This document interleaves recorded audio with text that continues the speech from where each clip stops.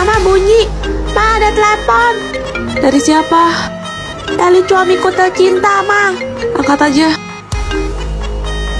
Halo? Juliet, Cello ya? Mama mana? Ma, Papa tanyain Mama nih. Udah, kamu aja jawab lah. Oke. Snow, kamu pikir ini udah jam berapa?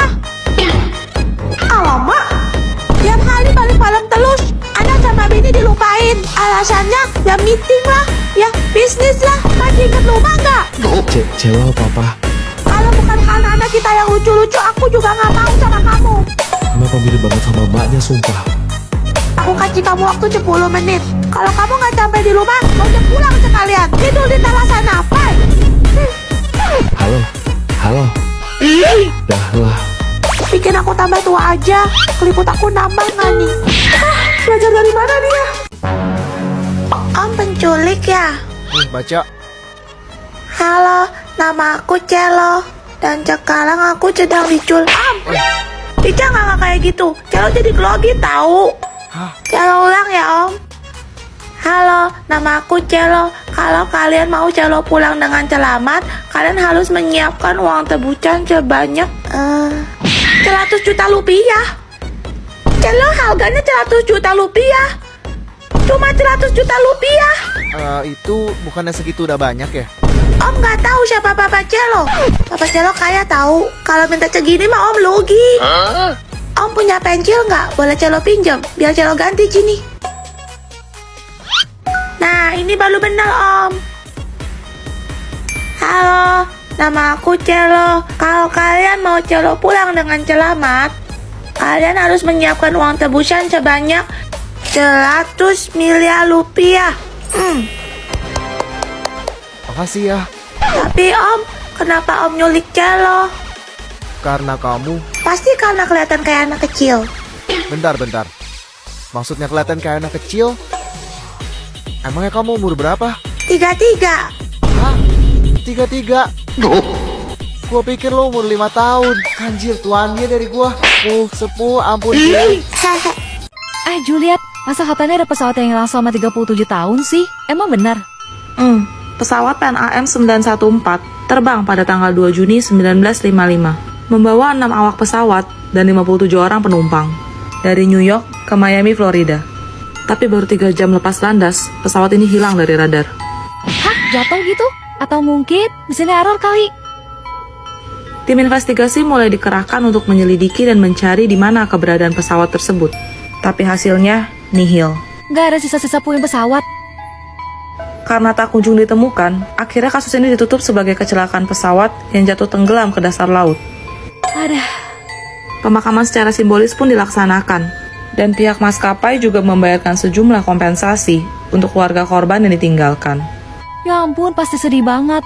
Tapi pada tahun 1992, tiba-tiba pesawat misterius muncul di Bandara Udara Internasional Simon Bolivar di Caracas, Amerika Serikat.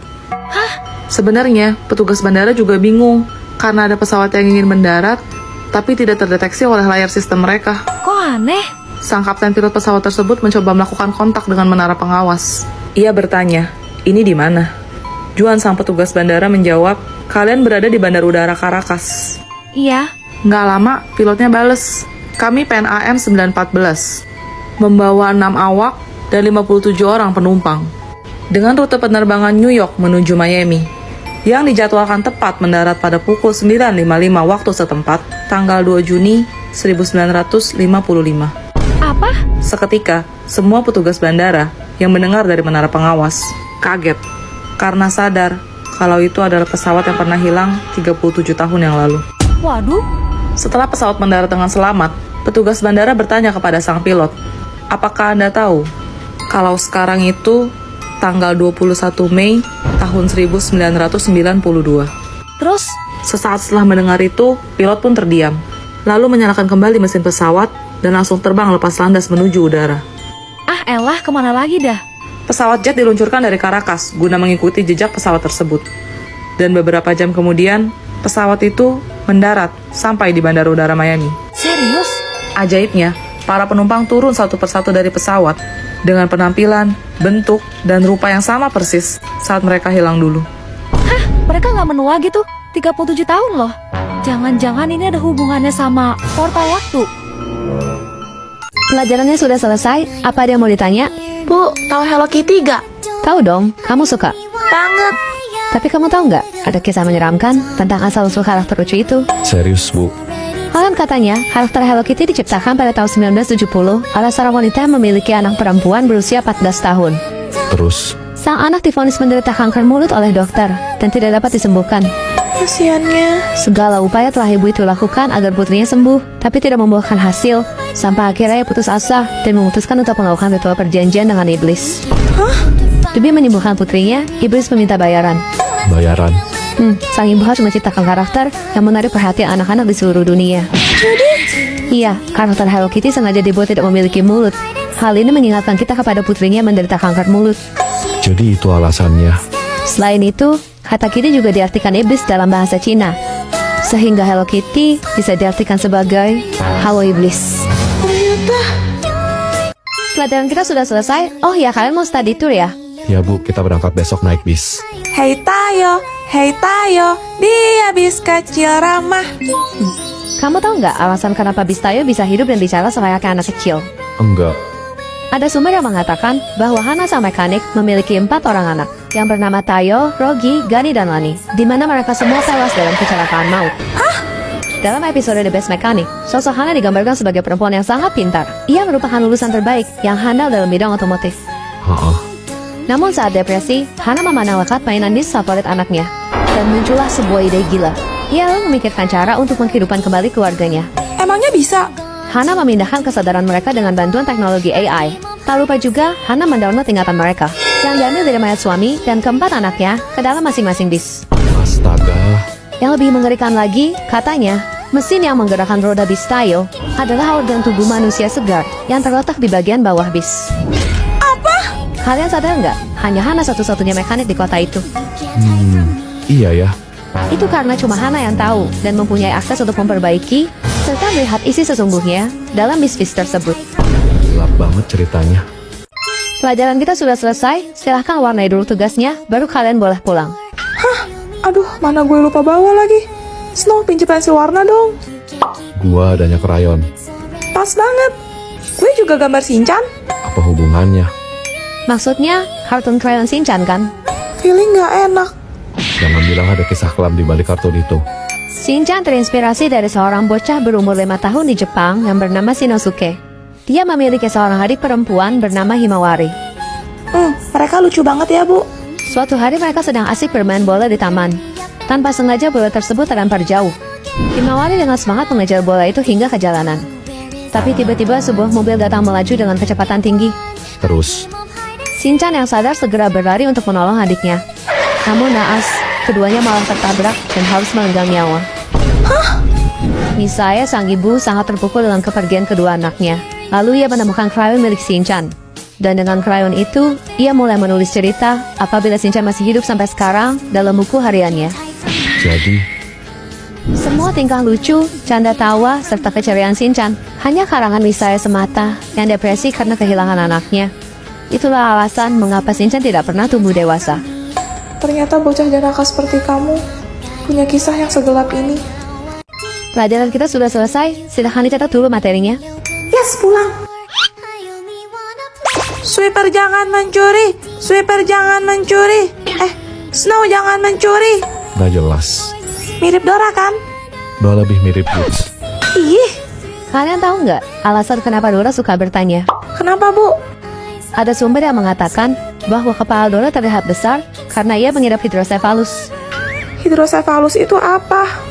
Kelebihan cairan dalam kepala yang bisa menekan dan mengakibatkan kerusakan pada otak.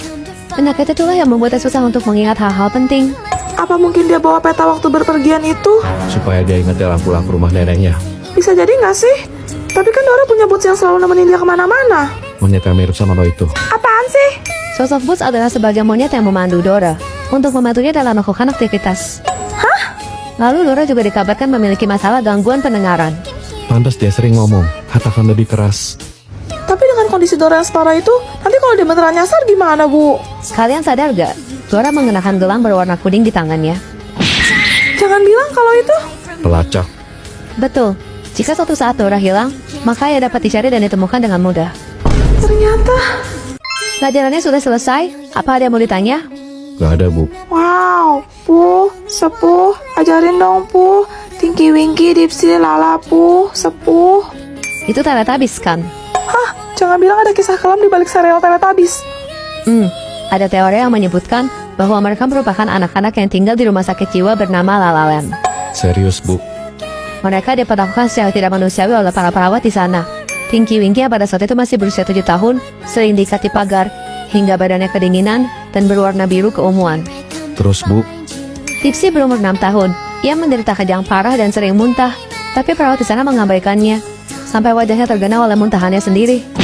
jadi itu alasannya kenapa wajahnya terlihat agak kotor. Lalu warna hijau itu identik dengan... Muntah. Betul, Lala dikabarkan lahir dengan kondisi cacat. Wajahnya bengkok seperti antenanya. Lalu secara kejam ia dikurung dalam ruangan tertutup yang gelap tanpa cahaya matahari sedikit pun selama 5 tahun. Jadi warna kuning itu melambangkan. matahari. Terakhir Po, bocah 3 tahun yang secara sengaja dilempar ke dalam tungku perapian panas oleh perawat yang tidak sabar menghadapinya. Jangan bilang warna merah menyala Po itu. Karena kulitnya terbakar api. Astaga, malang banget. Pelajarannya sudah selesai. Sekarang yang kasih kuis ya. Yang bisa jawab boleh langsung pulang. Seronoknya. Guru dalam bahasa Melayu disebut Cikgu. Betul. Persis Ipin. Ih, aku maunya jadi Mei-Mei, Ma. Oh iya, kalian tahu berita tentang penemuan makam Upin Ipin yang ramai beredar di internet? Serius, Bu. Duh, si ibu jangan nakutin lah. Juliet. Ini beneran, Bu. Ada kabar yang mengatakan bahwa Upin dan Ipin mengalami kecelakaan saat hendak berkunjung ke rumah opa neneknya. Terus, Kecelakaan tersebut mengakibatkan kedua orang tua, Rose dan Upin meninggal di tempat. Sementara Ipin terbaring koma di rumah sakit dan meninggal 1 tahun kemudian. Di nisan tertulis, Upin wafat pada tanggal 6 Agustus 1995. Sedangkan Ipin 2 April 1996. kok bisa pas banget gitu ya?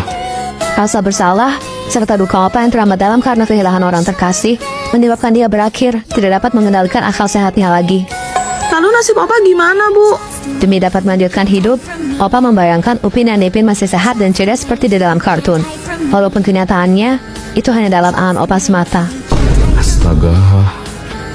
Pelajaran kita sudah selesai. Oh iya, kalian bukannya ada persiapan untuk prom night? Iya, Bu. Nanti aku bakal dansa sama Pangeran Snow kayak Cinderella. Ada. Kamu tahu nggak? Aslinya, Cinderella tidak baik hati, seperti yang dikisahkan dalam dongeng. Nah, loh. Ada ratusan versi mengenai cerita Cinderella. Tapi yang ditulis Brother Grimm berjudul Ashem Tale atau Gadis Abu adalah yang paling mengerikan. Kenapa, Bu? Sebenarnya, ayah Cinderella tidak meninggal. Tapi bahkan dia tidak membela Cinderella saat ia disiksa ibu dan kakak-kakak tirinya. Suami takut istri. Utusan kerajaan pun mengumumkan kalau pangeran akan mengadakan pesta dasu sebanyak 3 kali demi mencari permaisuri. Terus? Lalu sosok ibu peri tidak pernah ada. Melainkan pohon ajaiblah yang membantu Cinderella dengan memberikan 3 buah gaun lengkap beserta sepatunya untuk ia pakai ke istana. Seperti yang kita tahu, Cinderella harus pulang sebelum jam 12 malam. Kalau tidak, sihirnya akan menghilang. Jadi pangeran berusaha keras untuk menangkap Cinderella dengan berbagai cara. Mulai dari memberikan jejak lumpur, sampai meletakkan semen aspal. Tapi walaupun Cinderella terjebak, ia mengalahkan 11 sepatunya dan tetap berhasil kabur. Iya. Berbekal sepatu itulah, pangeran mencari keberadaan Cinderella dengan mencocokkan pada seluruh kaki perempuan yang ada di negerinya. Ribet ya? Saat rombongan pangeran sampai ke rumah Cinderella, ternyata ibu tirinya yang licik sudah memerintahkan putri pertamanya untuk memotong jari kakinya, sedangkan putri kedua untuk memotong tumitnya, supaya ukuran kaki mereka bisa pas dan masuk ke dalam sepatu. Cinderella yang melihat kecurangan itu, lalu mengeluarkan pasangan sepatunya yang lain. Pangeran pun sontak mengenali Cinderella, dan memutuskan untuk menjadikan Cinderella sebagai istri. Bagus dong. Tapi tiba-tiba datang sekumpulan merpati yang mematuk mata kedua kakak tirinya hingga mereka buta. Kemudian Cinderella mengajukan syarat pada pangeran untuk menghabisi ibu tirinya di hari pernikahan mereka. Astaga, kok ceritanya jadi gelap banget?